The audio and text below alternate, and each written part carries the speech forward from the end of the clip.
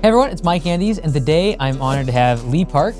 He is our VP of Sales here at the franchise, and he spends a lot of his time talking to owners, talking to prospective franchisees, but he has also kind of risen the ranks from field technician, estimator, general manager, and regional manager, and now is in the VP of Sales side of things. But he really has seen all aspects of sales inside of Augusta at the technician level, as the estimator, as the general manager. And so today I wanted to pick his brain specifically about sales.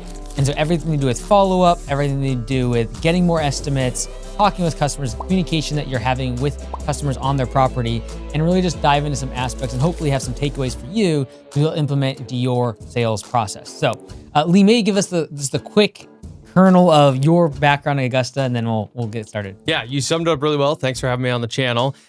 So basically, you hired me 8.5 years ago to push a mower, and now we're here. So started pushing a mower, worked my way up to more of a project management position. So that was back when we were doing retaining walls, patios, excavation, things of that nature. So learned how to use like heavy equipment and manage multi-day projects. Then when you launched the franchise, you needed someone to take over the local sales. That was then me.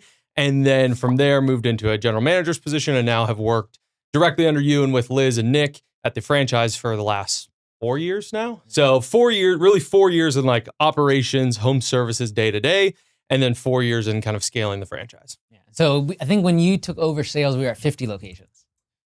Sales of the franchise. Yes, correct. Franchise, yeah. So we just hit 50 locations. And then that's when I took over the franchise sales. So the past, 165 have been yours? Yes. Let's go. Yeah, good stuff. I'll take it. Yeah. I have 3x your output. There you go. So I want to go back to, for those listening, walk me through some of the differences you might see in a sales process for a company that's, say, 200,000 versus 2 million. Mm-hmm. 200,000, likely the owner being out in the field doing estimates while they're doing work as a solo operator. 2 million, much more sophisticated. That's more where Bellingham shop was when you were the estimator. Right. And so walk me through the differences in those and maybe give me some of the high level areas of weakness you see in both of those. Yeah, it's a great question. I would say, kind of summarizing it, I would say there's really 2 words I would use to define each. So the $200,000 a year company is going to be reactive and very personalized. Okay, so that's what the solo operator is doing, right? They're reactive to when the customer calls, when the customer emails me, when there's a problem, when an estimate pops up, I need to react to that. I need to go and attack that lead, which is a good philosophy, right? Speed to lead is important, but it's very reactive in terms of the process because it's usually a solo operator. And it's very personal, right? They're establishing a relationship with the customer. They're building rapport with the customer. The customer knows that the person selling me the job is the person that's going to come do the job, is the person that's going to bill me for the job. So it's a very personal sales process. When I look at a $2 million company, it's going to be systematized and it's going to be predictable. And so when you build a $2 million company, a sales system, like when you put me in charge of sales of your original location, you didn't say, okay, Lee, go do sales and you hoped that the revenue stayed at the same level. You taught me how we meet the customer, how we type up estimates, what our pricing structure looks like on the back end, what target margins we had, what target close ratio we had. All of those things were explained to me via the systems you created, and it made it for you, as the owner, a predictable process, knowing that if I can teach someone these systems, the revenue is then going to be a predictable output from the systems I created. And so that would be the distinction that I would make between the two is you have this reactivity, this personalization versus this predictable system that just churns out sales. So I think that kind of answered the first question. I'm sorry, there was a second question there too. No, that's fine. That's perfect. And I think for a lot of people listening, they're in that phase of, maybe crossing 800,000, $1 million in annual revenue. They're starting to think about, I need to find someone to take sales off my plate. And I think for a lot of people, it's easy to delegate admin because we hate doing it. Yeah. We delegate operations because we're tired. Yeah. We're like, get it off. I want to get off the truck. When it comes to sales, it's sometimes very risky because we know that everything downstream of the sale is governed by whether or not that job was accurate budget hours, accurate materials, accurate pricing. Right. And it's very hard to let go of. And so I remember that fear. I was kind of forced to at the franchise, which was good because I had something else to go do. And it forced me to hand it off to you. From your perspective, you had to learn sales from me, but then you also had to train it to Marcus and hand off that whole role down the road. What did you learn from learning from me, but then you added and made it better by teaching Marcus? Like, what was the gaps that when I taught you, you're like, hey, I got to make sure this is better. When I give this to Marcus, is this smoother? Because those are probably the same things that existing owners handing off sales for the first time will mess up as well. Yeah, it's a great question. I think I would almost zoom out, right? Because you're asking a question about, okay, how are the day-to-day operations impacted by the sales process as a whole? And I think you need to zoom out to the business as a whole and decide what are the goals of the business? Because the goals of the business should determine what the sales system looks like, in my opinion. And that would be, is the business optimizing for growth? If it's optimizing for growth, we're going to tweak what metrics are most important from a sales perspective. If the business is optimizing for profit, we're going to heavily focus on the pricing model and the margin side of sales, not necessarily the volume or the amount of sales, if you will, from a numbering perspective, not necessarily revenue. And so I would first say for those owners who are scaling and like getting to that point where like, hey, I want to hand off sales. When you hand off sales to your first salesperson, your first estimator, you need to make sure very clearly what their goals are. What is the goal of the business? When I hand this person sales, is it growth or is it profit? Because those are two very different ways that you are going to sell your products, as well as a different way for you to track and measure success inside of that sales system. Mhm. And so if I am like, hey, I don't need necessarily to grow the business a bunch, Mhm. but I do require to sell quite a bit of projects because like that's always a scary thing. Recurring, Yes. it's going to keep going. But especially when I hand it off to you, I would say probably 50 to 70% of our revenue, 50, 60% Probably, maybe, yeah, it was probably close to 50-50 when I stepped in. revenue was project based. We were Yes. still doing walls, we were still retaining Mhm. walls and like patios and drainage and grading. That was Yeah, our yeah, yeah. arch nemesis.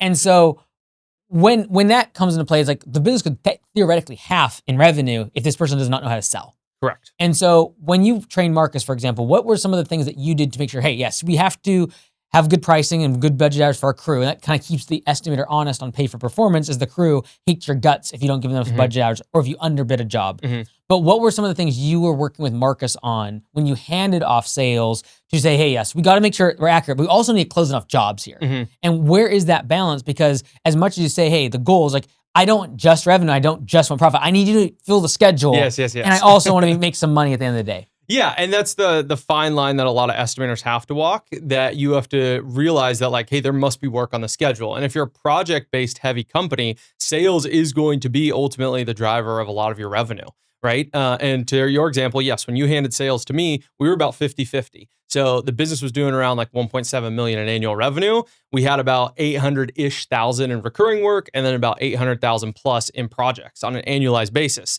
And we're also selling those projects in like an 8-month time window, right? So there was 4 months of the year where we just weren't even really selling. And so to your point about like, how did I, train Marcus on what he should do and how he should optimize his sales system, it was really around understanding that predictability and that seasonality in the business. And that was something that we really teach to our owners inside of Augusta, is there's very clear seasonitis. And you wrote about this obviously in the off-season book, that there are times where lead flow is heavier. And so we need to capitalize on time-sensitive and recurring jobs. And then there's times when there isn't as many leads coming in, and that's when we're selling in time sensitive and maybe one-time jobs. And so planning for that predictability was something I had to really train Marcus, because when you handed it to me, we didn't really have all these systems and you hadn't written all these books that have helped so many business owners. And so we were still trying to figure out, okay, what does seasonality look like? What does the predictability of our sales system look like? When do we prioritize those time sensitive recurring jobs that are the backbone of the revenue that we don't have to worry about? Like focus on when the window to sell those jobs is, worry about the projects later and fill the off season or times when recurring is at less of a high volume. Yeah, I think one of the things that worries an owner and something I saw like you struggle with, Marcus struggle with, all the estimators that we used to have back Yeah, at the Bellingham shop was before we systematized things, and now we don't need an estimator, thank goodness. But when I saw the struggle was like we would go from 40, 60 estimates a week. Mhm. All of a sudden the next week there'd be 10. And so what can I do if I am looking for a full-time estimator? Mhm. What can I do to make sure that, hey, yes, you got to get estimates out as they come in. But when it dives, when it drops, what are some other tasks that that estimator can do to still be profitable and drive revenue for the business? Because otherwise, if they're just waiting for inbound leads, there are times leads just don't show up. Like if it's raining outside and it's horrible weather, no one's thinking about getting their landscape project. Yeah, it's a great question. And that's something that, I hand up, and we'll say publicly, like I was probably not the most efficient estimator, because there were times when, if I was incentivized to just go do the sales and I wasn't incentivized to necessarily do outbound or keep a healthy pipeline consistently churning, then I just kind of sat and twiddled my thumbs and waited for leads to come in. And that's the risk of handing sales off to an estimator, is that they assume it's just all inbound. And so one of the things that we've seen across Augusta is that when our owners hand off estimating or sales to an estimator, they should either one, have that estimator go back into production. And this is obviously more of a sales conversation. So that's a simple answer. Put them back into production. Okay.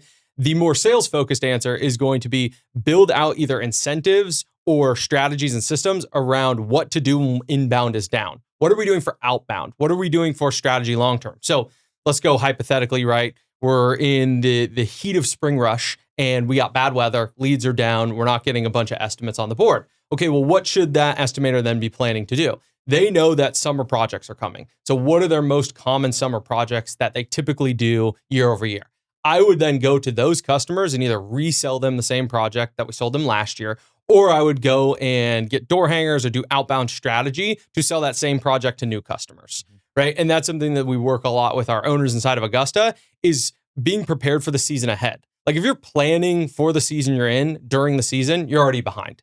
And so we're looking at, okay, I know that fall is coming up in 2 months, whatever, right? If I'm in the middle of June and I know fall cleanups start in September and I have a down day in June, why wouldn't I just go start pre-selling jobs for September? When I know it's going to happen and I know demand picks back up, let me pre-sell that and focus on the outbound, go generate work versus just wait for work to come to me.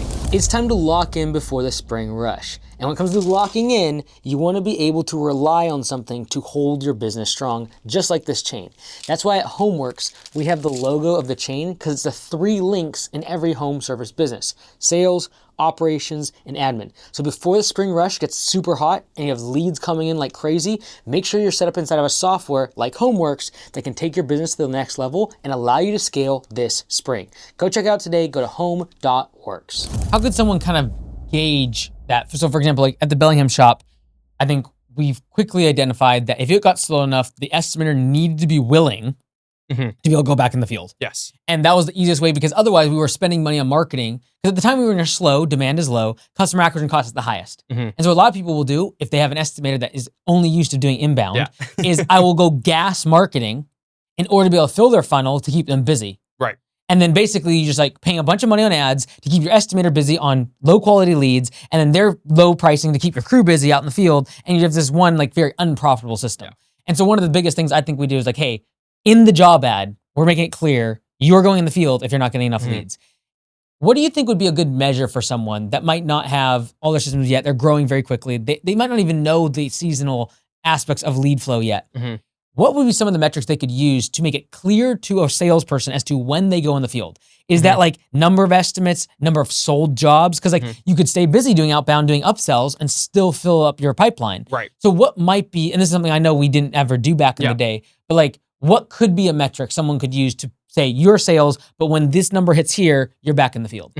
Yeah, I think it's a great question. I would say it really comes down to number of estimates sent and then also tying that to close ratio. So they can't be junk estimates. So they have to balance each other. Any estimator worth their salt can go type up 50 estimates today and just send it out, right? Complimentary estimates. Complimentary estimates. But if 1 out of 50 closes, like, was that worth the owner's spend to pay that estimator for the day to sit behind a computer and type up 50 junk complimentary estimates? So almost maybe like, hey, you have to have this amount of volume, but if your close ratio drops below this point, say 30%, you're back in the field. Right. Okay. Correct. Exactly. And that's what I'm thinking. You have to kind of tie those two together. Like sales is a volume game, right? It's just numbers. Like we need to get estimates out. We know we will get more sales if we put out more estimates, like directly correlative. However, they can't be garbage. They can't just be sent out just to be sent out. So I need to anchor that to close ratio. Hey, we still need to hit our target close ratio. Let's just say we're in profit mode, somewhere between 30 to 50%. If we're closing 30 to 50% of these jobs you're sending out, and you're sending out an average of X per day, X per week, whatever we define as that metric, then you're good. You can stay full-time sales. If we aren't hitting that X, the volume, the number we need to get out, and we are missing our target close ratio, then we might need to go back into production because we can't afford to just send out estimates for the sake of sending out estimates. I want to talk about compensation for a minute. And like one of the biggest flaws I see in home services is salespeople getting a commission. So they're basically incentivized on closing the job.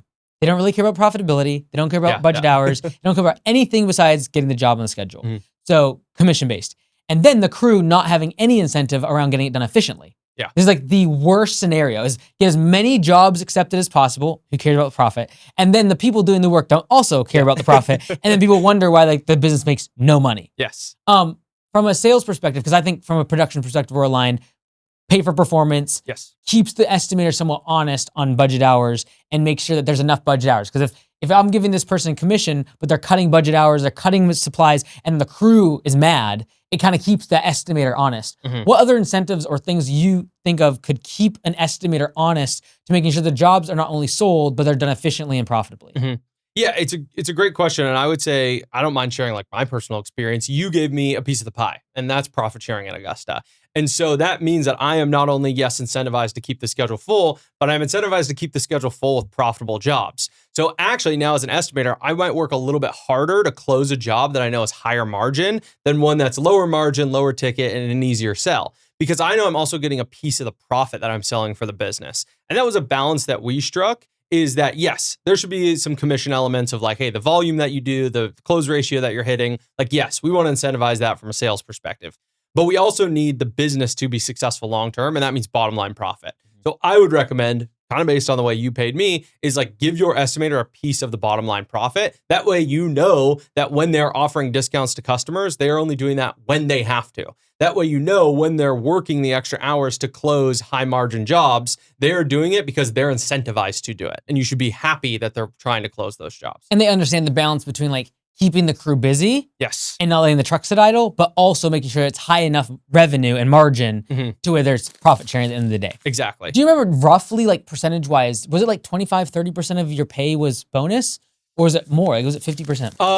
Well, when I was in the sales role, it just wasn't as structured, right? So it was still a decent base. A good chunk of it was still base, because we hadn't really built out the systems. But when I moved into more of like the manager's role, kind of managing the production and then working with Marcus on sales, because we were, you know, when you have an office manager of a $2 million company, the office manager and the salesperson are kind of doing sales together in terms of how they handle that whole system. And so that was where I would say it was probably closer to 50-50. Like once I moved in like a full-time manager's position, sales was probably like 70-30. Okay. I guess. Got it. So like 30%. 30% was like a bonus. commission bonus east type structure. And then 70% was like my base pay. When it comes to sales, from your perspective, if someone's looking to get an estimator, I think the natural progression is I get someone from my field that is really good at the work, can look at the jobs, know how many budget hours, how much material.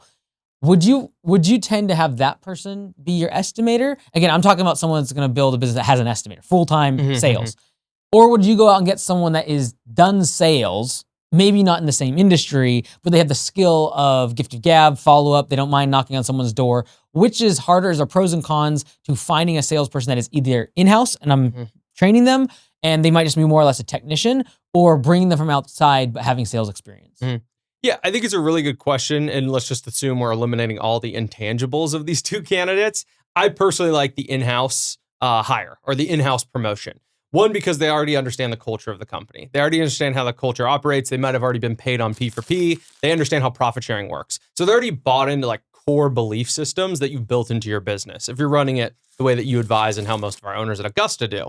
So that person I can then train on a lot of the sales techniques, because sales is a learned skill. It is a technique. Yes, maybe there's an outside person that's got the gift of gab. They're great with customer rapport. They're a fantastic communicator, very professional. But learning the industry knowledge, one, is a pretty uphill battle if you're coming from outside the industry. And two, I think the culture of the business that you've built out is hard for some salespeople to understand. Like, why are these guys getting a portion of production? Like, understanding P for P from a sales perspective is like wild. Right? I have a sales coach. I've even kind of half explained it to him and he was like lost, because it's just not common in most worlds to do like, wait, you give your guys a certain percentage of what they generate? That doesn't even make sense. How do I then sell that? Right? Because that's where salespeople go. It's like, how do I sell that to the customer? And then how do I make sure that I'm getting a cut of whatever, right? Because salespeople, they want their commissions. Not a bad thing if they're money hungry. A money hungry salesperson usually is a good trait in a lot of ways. It can be bad, but I'm getting off topic. But the long and short of it is, I think the in-house hire makes more sense. From a cultural perspective, I think that's number one. And then I think from an alignment of the industry, like they already have done the production, so they understand production rates, they understand labor hours, they understand supplies, they probably have a good understanding of the cost matrices that we use inside of Augusta or the business. If you do open book management, like all of these things stack on top of each other, which makes the in-house hire or promotion much easier. I think too, seeing some progression from the technicians, that there is a place to move into. That might not be the general manager, because like management is different than sales. Yeah. Right. Like, so like there's sometimes great estimators don't become great general managers either. Yeah. Right. So, but there can be a stepping stone or a place for them to move into from production into a sales role if they go out and get the talents, listen to the audiobooks, gain skills, get taught how to do the sales side. Yeah. I want to talk about if I've hired someone that is a salesperson Yep. and they're not doing some of the things I know they should be. For example, they don't follow up. They don't say things exactly right to the customers in person. How do I address or train as estimator, as the owner, as I've now trying to let this thing go, but I'm seeing all of these mistakes and flaws in their process that I am not comfortable really releasing sales to them fully? Yeah, so that's why I would first always try to look inwardly. And that is, okay, what did I do to prevent that from happening? So how did I train them? What resources did I give them to avoid these faux pas or these mistakes or whatever it may have been? And then secondarily to that, did I set up a structure to avoid that in the future? And so this is very common in the sales world, like stepping out of home services for a second, just to bring it in. I think it wouldn't be a bad idea is in the sales world is call reviews, right? Where a sales manager does a call review on a regular basis with any of their frontline reps. And that means, hey, we're going to pull up a recording of your call and we're going to listen to it together. And you're going to tell me all the good and bad stuff you did. And I'm going to tell you all the good and bad stuff you did because I want you to be a great rep and I want you to make more money. And I think we can apply that to the home services world. And that's where, we did kind of one-to-one training, right? You and I just drove around on the truck for like 2-3 days. And then you were like, all right, here's the keys, start doing sales. But in those 2 to 3 days we drove around together, we would get back in the truck and you'd be like, hey, maybe say this, don't say that. Hey, when we do our follow-up, we should do X, Y, and Z. And that's that live feedback. And you and I had the rapport to do that. If you're scaling rapidly, or you already have an existing salesperson that's maybe outside of the lines, they're not following the script, they're making these faux pas, these mistakes, like set up a schedule to start doing reviews with them. Make it less about, hey, I need to come down on you, more about, hey, I want to align with you and make sure you're crushing it at your job. And that would be kind of my tool that I would use is set up a time to meet with this person, do call reviews with them, do email reviews, whatever sort of follow-up review you want to do. And then the last kind of piece of advice, I'm getting long-winded here, but the last piece of advice, and I got this from my coach, literally anytime you want to give someone feedback, just prime them for feedback. Quite literally, just prime them first so they know it's coming. And then when you know you're doing it successfully is you will get it as a joke back to you. So this is all he says. He said, Mike, can I give you some feedback real quick? Right? And that's if you hear your estimator doing a follow-up call and they just say something just like way off the right, like, why did they say that? Right? You're sitting there and we've all had that experience. If you've managed a salesperson before, you're like, why in the world did you say that? When they get off the call, just be like, hey, Mike, do you have a second? Can I give you some feedback? And then they're primed and ready for that. And sometimes you sprinkle in like, that was a great call. I loved that you said X, Y, and Z phrase. And they're like ecstatic you gave them that feedback. But you can also use it as a corrective way to be like, hey, when you said this, I think the customer might perceive it as unprofessional. And so we need to make sure we're saying that. Does that make sense? And so that would be the biggest thing is like, it needs to be a culture of feedback. All right. Stepping back from more of a systems perspective, creating a sales process. Yeah. That was something that we did at the Bellingham shop. Then it was like, how do we systematize this across Augusta Nation, even on the phone estimates, instant quotes. But if you were to walk into a shop, $1 million, $2 million in revenue, they do some projects and they have a salesperson. And they basically are like, hey, I do not have a sales process. Yeah. How this works is someone calls in, they say, I have a job. I go out there, I put some numbers together. I talk about it with them. If they say yes, no, like, I don't know. We don't really keep track of it. Like, what would be the first few things you'd be doing in like the first 90 days to actually correct or create a structure for their sales process? Yeah. So the first thing that I'm going to do is metrics. I need to understand what metrics they are, one, trying to achieve and are currently attaining to. So what are they doing right now in the business? What does their close ratio look like? What does their sales cycle look like? So the time period from lead to close or lead to, answer from the customer, like what does that look like? I need to understand what their follow-up sequence currently is. It sounds like it's non-existent, right? And so I need to understand all these metrics, the measurables, to then put a plan in place. So if the goals are volume, we want to make more sales. Okay, great. I need to know what their close ratio is to see, are we even going to achieve these volume goals, right? If the goal is more profit, then I need to understand their pricing structure, right? Another metric to understand what margin we're trying to hit to see if it is even in the ballpark of the way in which we're selling. And so that's the first thing. I'm looking at the metrics. And that's going to be top of mind would be like close ratio. How many jobs are we closing on average, right? I'm looking at, what's the goal of the business? Are we optimizing for growth or profit? If growth, what does that growth look like? Year over year, month over month, whatever. If profit, okay, great. What margin are we looking for? and then the more granular metrics of the actual sales process, right? And that's going to be, what does our follow-up process look like? How many times are we following up? What is our sales cycle look like in terms of timeline from lead to close? All these different metrics. I first need to understand all of that. So for me, if I'm stepping in, it's data collection, right? And you believe in this and you speak this to your audience all the time, is data-driven decisions. I need to understand how the business operates currently. Once I understand that, then we're going to put a plan in place to help them achieve their goals. Okay. And then, like, in terms of doing that cross-functionally. So for example, especially at a larger business, impacting the sales role actually has an impact a lot on admin. It affects the operations. And if you now have multiple managers, as you do a GM plus model, having sales manager, operations manager, admin manager, when you want to make sales tweaks, you want to basically change the way that the sales process is operating, but it's affecting all these downstream impact, like impacting all these other people. What are some of the rules from more of a management side that you're going to have to talk to an office manager? Okay, hey, we're doing scripts this way now. Yeah. Like the way the inbound forms need to look like this. From more of a management perspective, but putting more of a sales hat on, what kind of conversations are you having with operations and admin to make sure that we're all on the same page outside of just like, yes, we all want the business to do well and make more money? Yeah, it's aligning the goals of each individual role together to like the greater vision of the company. And that's something you've done really well at speaking more from the franchise level, is that you have your operations, your administrative, and your salesperson. I'm the salesperson. And so they all do live in tension in some way. Like as a business, they all have their own priorities, but they're all chasing one specific goal. And that is ultimately to make the business as profitable as possible, typically, right? That's the goal, or a certain rate of growth. And so it's understanding that changes in the sales process will impact operations and admin. Like discounts. Yes. Oh yeah, we're going to throw that in there. And those are required to get the sale, but it also creates downstream effects. Correct. And so it's understanding that, like, hey, when we are making changes to a sales process via a discount, via promotion, via whatever, it's the new year, right? So corporate sales kickoff season, right? It's like, whatever new promotion or thing you're doing is showing, one, the admin and the operations, how that aligns with the overall goals of the business. Hey, we're doing this because it aligns with the overall goals of the business in X way, right? And so making that very clear. And then understanding from their perspective, like, what do you need to make this as smooth as possible? I know that if we start doing sales like this, it's going to change operations slightly.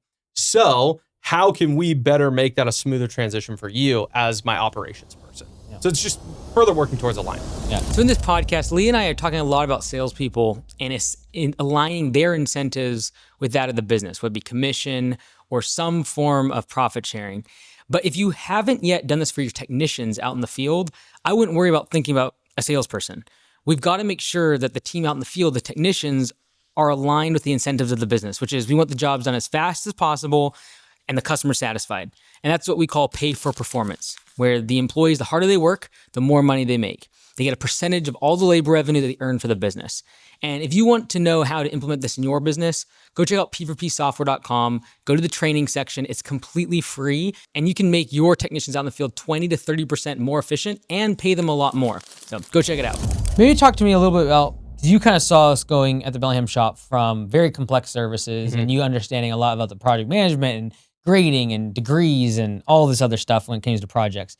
And you kind of saw the evolution of it as you handed off to Marcus and then Marcus downwards. It was like simplification. And so when it comes to that, I think one of the things I think with Estimators is like, it gets boring.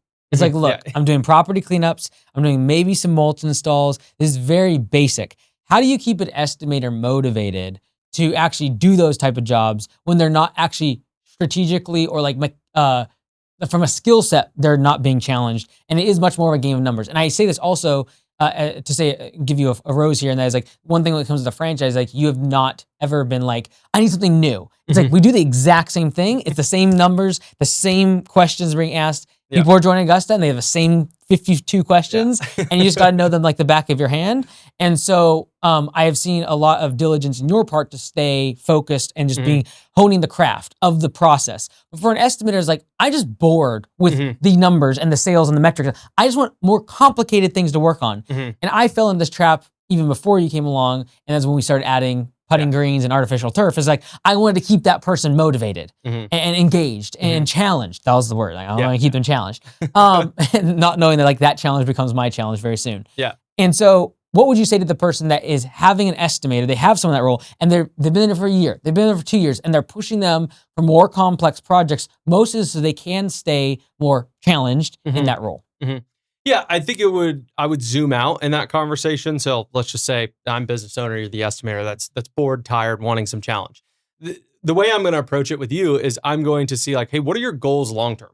Like, and does that align with the short term and long term goals of the business? And if it does, then hopefully I can explain how keeping this process the way that it is going to benefit you long term, right? And so if the goal is like, hey, I want to be challenged. Okay, what does challenge look like to you? Is that you just want to bid and sell more high ticket jobs, more complex jobs? Or does that mean challenge in your career and maybe getting promoted to a management position, right, from sales to manager?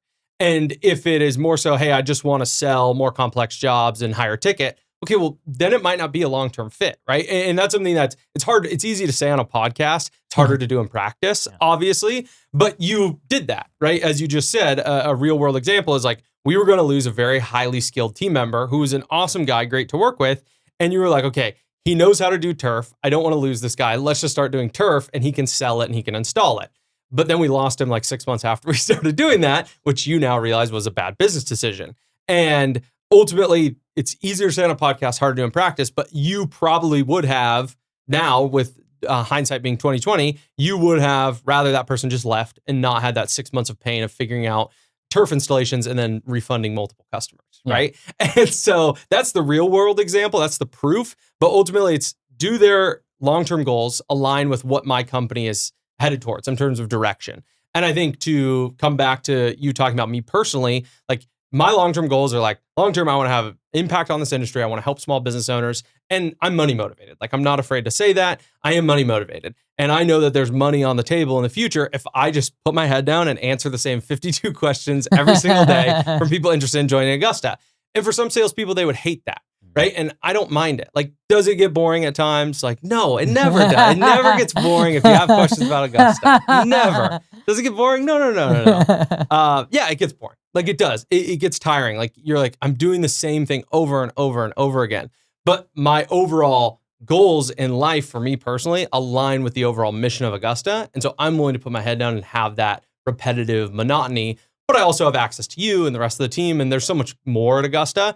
And so that's the conversation you have to have with your estimator. For someone that might have an estimator or even maybe even a general manager that might feel like they're doing the same thing all the time. Because as you simplify and you standardize services, especially in the sales side, it just does become monotonous. And for the person that's not money motivated, because I know it's always varies, like, well, we have targets for close ratio, we have targets for profit sharing, and this person's like, I don't really care. I'm making a decent wage. I just want to do like different stuff. I want to be more complex. Like, speak to the estimator for a minute.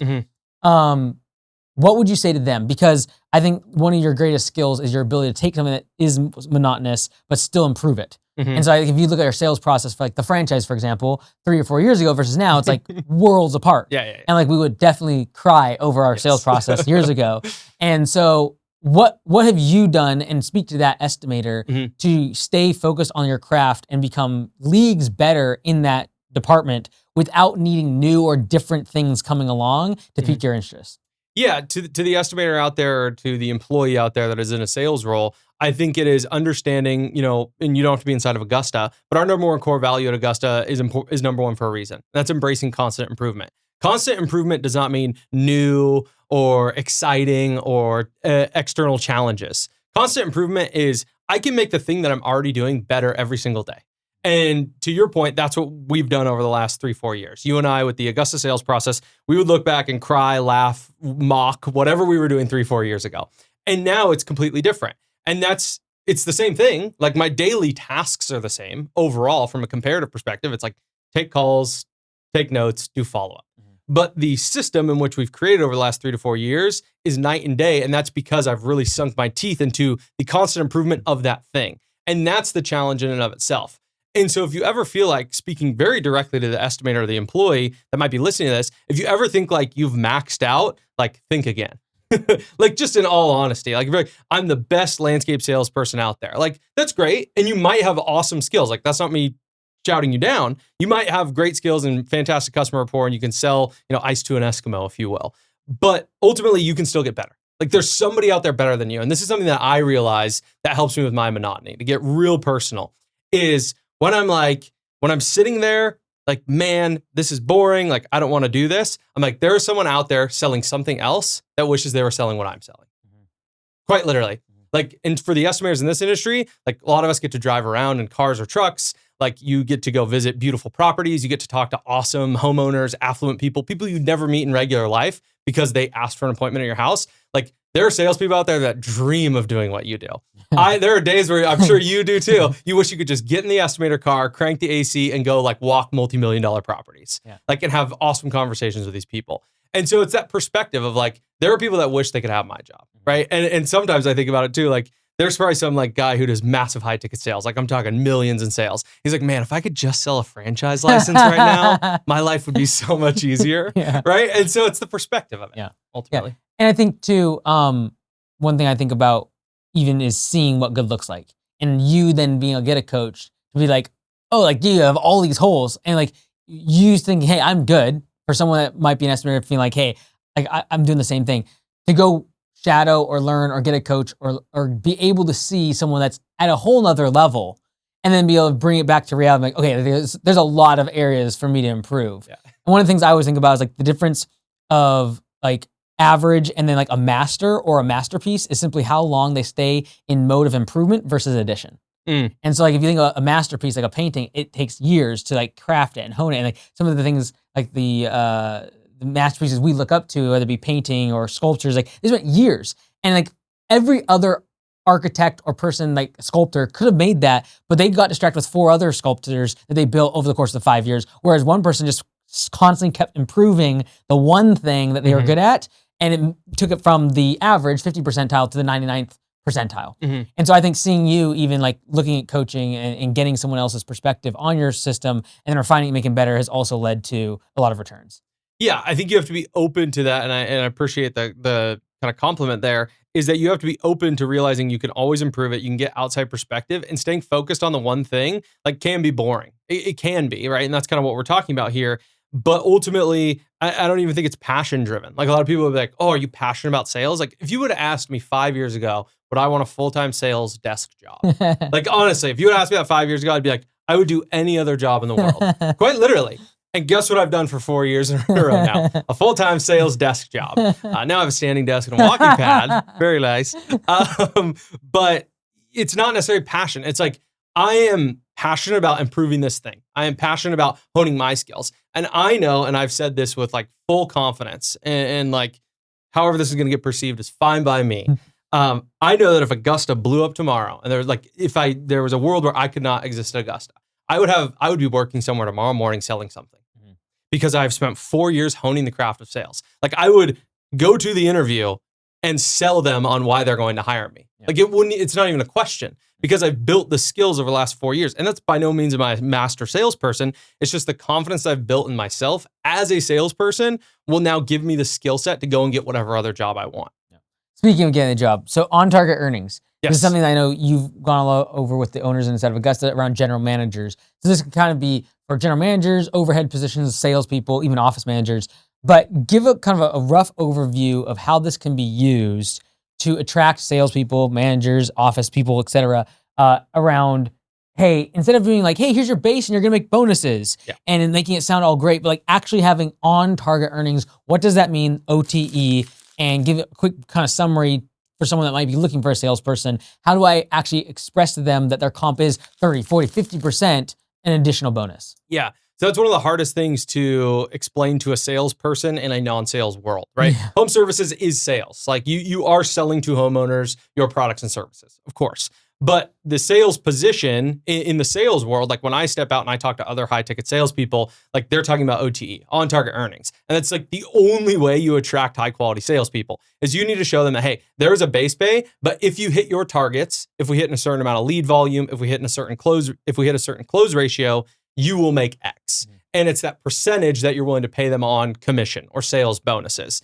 And so I took that theory of, okay, on target earnings is very important in the sales world. Why can't we apply that to our owners in Augusta, how they pay general managers and salespeople?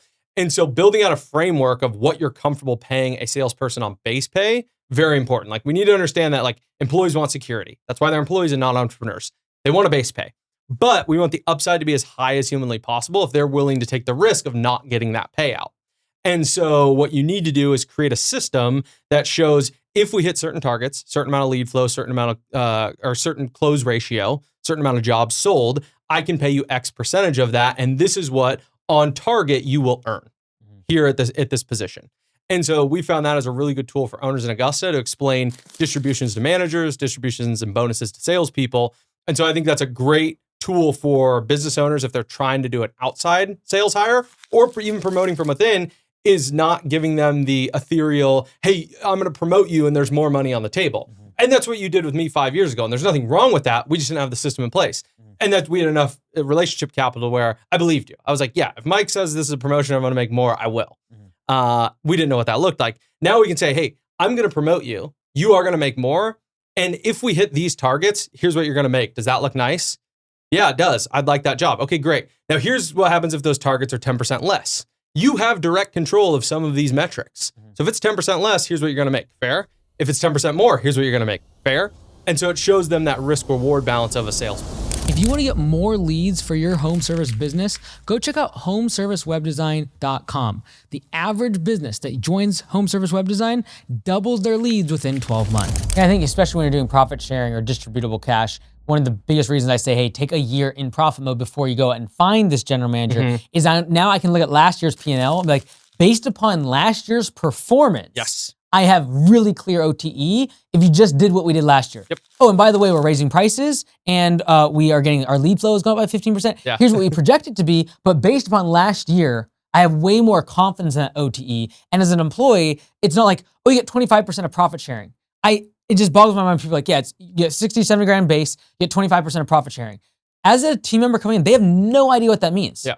And so like, if you can show them, hey, based upon last year, if you have your current percentage, here's what you would have made. Yeah. Now, if we increase that by 10%, here's what you make. If you go down, here's what you make. Yeah. And having an actual like graph, a rubric by which I move the variables and I come up with like, oh, I'll be making this amount. Instead of this completely like made up and no one has any clarity. Yeah. And I think it leads to a lot of GMs quitting is just the lack of matching expectations versus reality as they're 6 months, 12 months into the job and realizing, like, what's this profit sharing thing? Yeah. Like, there is no profit. They told me 25% of profit, but this thing is in growth mode and not making any money. Right. And so speak to me a little bit about like the importance of that and having the clear numbers to attract the type of person that's actually going to stick around.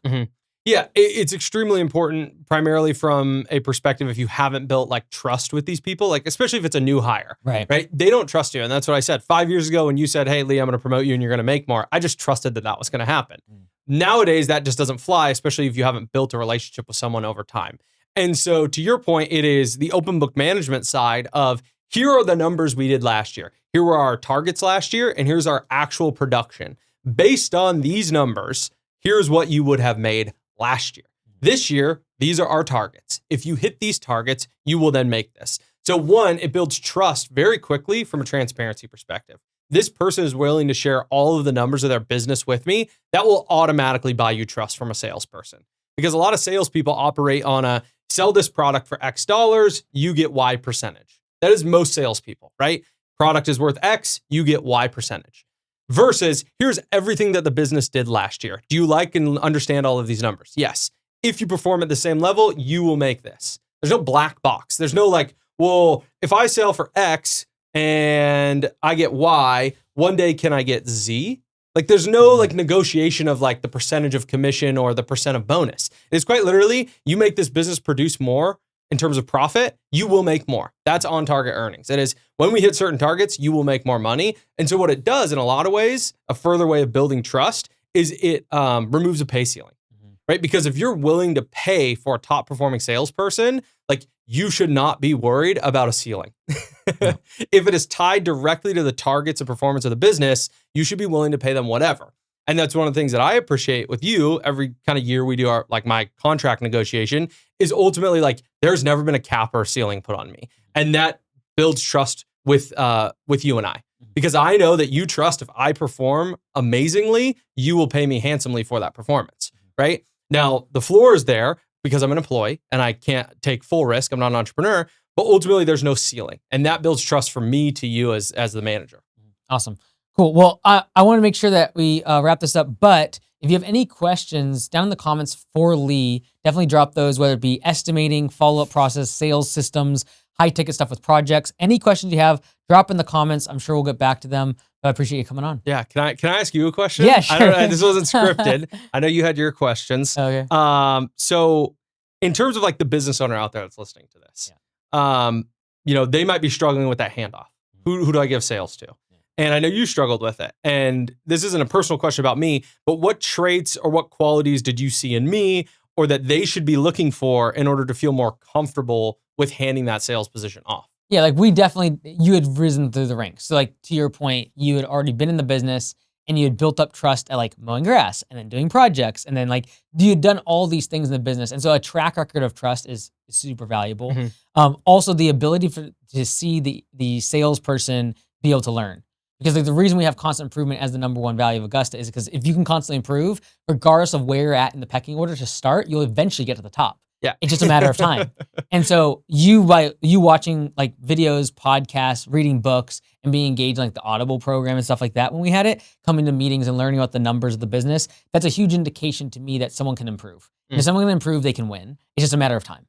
And so having the fact that someone can improve, and then they also have this base level of skill that I don't have to teach because they've been in the business and they know operations and they know admin, that was super valuable. And so I think the number one thing is trust. And I need to trust, number one, that this person looks out for the team and for the business. And then two, trust that they're going to improve their skills over the course of time and not stay stagnant or decrease. Because that's like the worst thing you ever want is like you have to demote or fire someone because they simply lost the passion to get better. And you had the fire, like I knew you want to make more money. I knew you, like once I knew you're gonna have a kid or be married, I was like, great, he's gonna be all in on money. And so it was very easy to be like metrics, benchmarks. And so I think this is like Alex talks about this sometimes. Is like when he looked at people that are married, they make more money. When they have kids, they have more money. He's like, it's just increasing deprivation. And so I think every time you got more money, it wasn't like, oh, like I can settle. It was, okay, what can I do more, make more? And I think for a lot of people, it's like, well, they're greedy. It's like, no, that is what you can build on. It's so much easier to build on top of versus like we've had other managers where it's like, they don't care about money. It's like,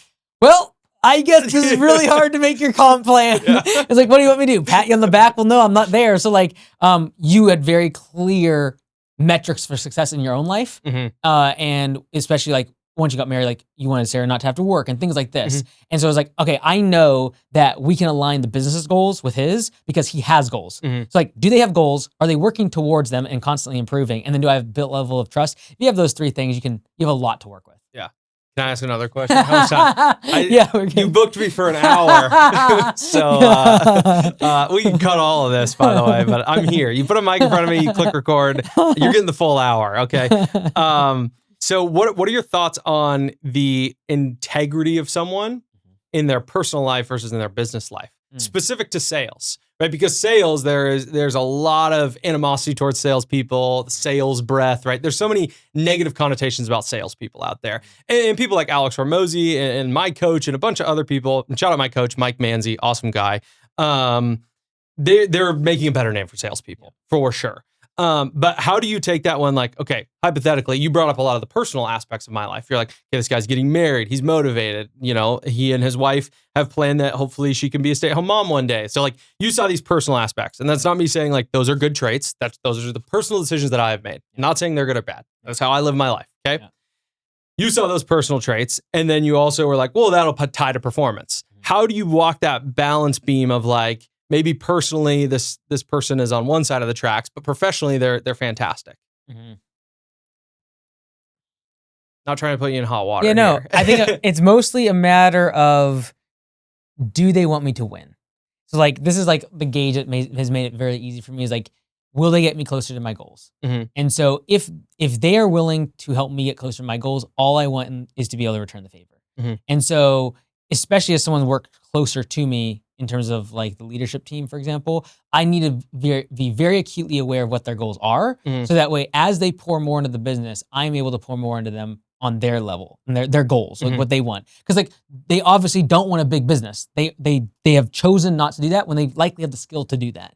And so I want to make sure that whatever their goals are, I am pouring into them. Now, if they have things outside of work that are like not integrous, is that what you're saying? Yeah. Like I don't want to make it too like amorphous, but I Yeah. also don't want it to feel like I'm like talking about a specific person Right, or no, like no. specific types of people. Yeah. But it's like, yeah, there is a lack of integrity in their personal life. Yeah. That's a great way to describe it. Now, people can define integrity how they see Right. fit, but like very clear history or track record of like lack of integrity. But sales, they're like phenomenal. They're a smooth talker. They're great with customers. They close the deal. Yeah, I think the easy answer is like, obviously you want someone with integrity. I think though that words like integrity can be defined differently by different people. Yeah. And so, and what my preferences are, I don't want that to overshadow someone's performance or them getting their own goals, because like I have a different way of how they should live or preferred way that they should think or whatever. And so I've always been like very clear, here are the business goals. And if you are going to serve these and those align with things like our cultural values, treating the team correctly, me trusting you, all these things, I could really kind of care less what your goals are. I just want to support them. Yeah. And so there have been times when I have supported people's goals that I might not think are like the best thing for them or what, but like, who cares? Like, this is their goals. Yeah. And to them, these are big deals. And if I expect them to treat my business in a way that is a big deal to me, and I think about a lot, I should in turn return the favor, regardless of whether I think it's integrous or righteous or the right thing or whatever. I should be supporting their goals. Now, if their lack of integrity comes in conflict with the values of the business, now I have grounds to stand on. And so that's why, like, I think core values and like what you stand for as a team and as a company and as a culture is important, because those are the defining factors as to when someone gets cut from the team. Right? We've always said like firing dictates culture. Yeah. And so if you ever did something that violated the values of the team, then yes, I fire you. But whether or not someone's personal preferences, beliefs, thoughts, opinions, that's not really on the table. But integrity in the form of like lying and stuff like that, I have to know that you're going to treat customers and the team correctly. So that way I can back you up blindly. And that's the part where I've always had the line of, when it comes to promoting people, is I will not promote you unless I can blindly back you up, because I know whenever I start digging, your intentions are correct. And so like, this is like with the leadership team, I can always, if someone says I'm bad about you guys, I just can always back you guys up blindly, because I know when I go back to you, it'll always be supportive of the vision, supportive of the values, supporting the owners. Like, I never question that. And because I don't have to question that, I don't have to question your integrity. Like, it allows us to move faster. And so I think as long as the team is treated correctly, like integrity is, man, such a great word. I'm just trying to like recycle what that word means in my mind. But I think overall, obviously we want integrity. I think if I can trust that you have integrity, I can move faster. I think when there's a lack of integrity, there becomes a lack of trust. And when there becomes a lack of trust, I move slower. And so I think, yes, obviously integrity is important. That's why we have the leadership team that we do. But the ability to be able to back up blindly people in your organization, both from the employee to the owner and the owner down, is like where you can actually make leaps and bounds forward. And knowing that sometimes people will make mistakes, but you still back them up blindly because you know their intentions are correct. And the intentions is a derivative of integrity. And so I think that's where I think as long as I know someone's intentions, I can almost, integrity is like very close. I'd have to look at those words. That's good. I like that. Yeah, no, and I think kind of the way I was looking at it from a sales perspective, I think it's really good. It's like intentions will show in level of integrity, I think, in a way. Because when you look at sales, there's like the three things that a customer needs to have to buy from you. They need to like you, they need to know you, and they need to trust you. And I think trust directly relies to integrity. Like you will not trust someone that you do not think has integrity. Like if you think there's no integrity there, I don't trust them automatically, because their intentions, to your point, are misaligned with mine. And so that's where, from a sales perspective, I think integrity is even of a higher importance in a lot of ways, because customers need to trust you. Right. And that's where, when salespeople have integrity, they can look a customer dead in the eye and say, this is the best decision for you. And once an owner is out of the daily operations, I think having that trust of your salesperson is important, because you will get bad reviews. You'll meet someone in the supermarket and there was an old customer and they're like, I don't really like that Lee guy. And like, if you don't have that full confidence, you get questioned right away. And this is like, I have this massive gift that I've been blessed with, that the leadership team, I can blindly back up every single time. And they might be wrong, but I know their intentions were correct. and I know that they weren't trying to be malicious. They weren't trying to hurt anyone. And when it comes to sales, I have to know that that salesperson cares about the customer. Yeah. They care about humanity. They care about doing the right thing. They care about making sure that like their track record is one of honesty. Because if I know that, I can back them up without even talking to them. And that's like a huge gift. And if you don't have that, it is very difficult to grow and not have that trust. Yeah. Okay, last thing. Last thing. I promise I'll be done after this. Because there isn't enough of this on the internet. Okay. Let's each give one sales tip. Okay, sales tip. Okay. Just give a sales tip. Okay, go ahead. You start it out. I got mine. This is my default. Yeah. Somebody's like, Is our non-financial advice? yeah, there we go. coming If somebody's like, hey, I need a sales tip, this is like my default. Okay. If you're not sure, agree and ask. Agree and ask. So if you're not sure what a customer is saying, it's like, yep, totally, 100%, I agree with you. And then follow up with a question. If you do that, you'll get more information from them. And so if you're ever just like stuck in a bind, you're on a follow-up call, you're meeting with a customer in person, you're like, man, that's an intense objection they just gave me, or man, I don't really understand what they said. Totally, 100%. So when you said that, and then you just ask a question. Yeah. So that's like my default. Agree, ask.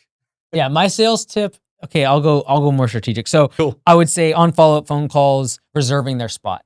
Because Nice. once they have that taste of it in their hand, hey, we can solve this problem for you next Tuesday. I'll go ahead and reserve your spot, and I'll call you back tomorrow to confirm.